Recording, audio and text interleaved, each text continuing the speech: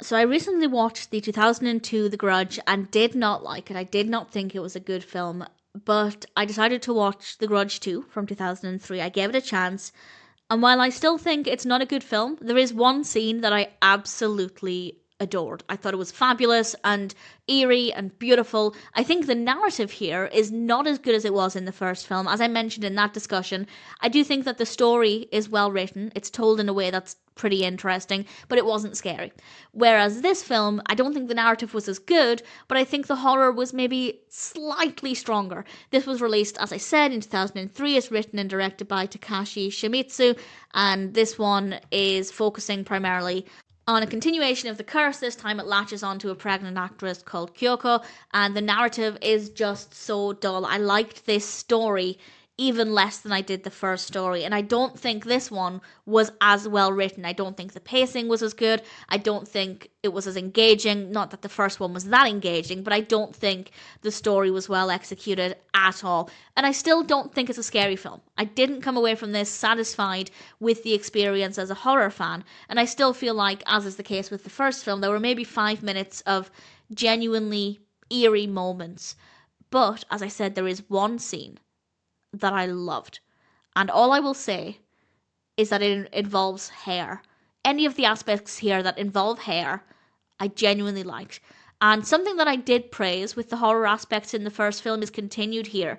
It doesn't completely rely on loud noises or jump scares. A lot of the horror aspects are executed in a way that's quite calm and just matter of fact. These are just things that are happening, and that kind of makes it more eerie, because it is just so matter of fact. It is just unfolding in front of you, and that's disturbing.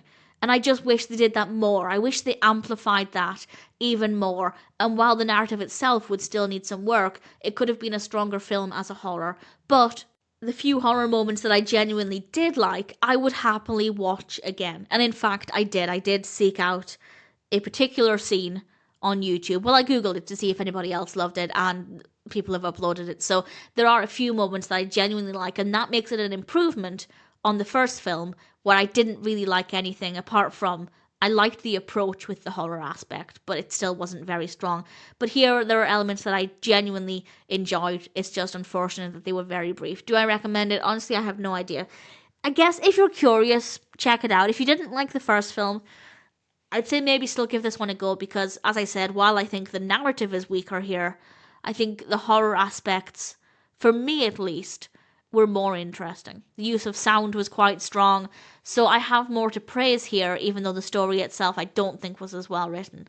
So if you didn't like the first film, maybe still give it a go, but if you decide not to watch it, personally I don't think you'll be missing out on much.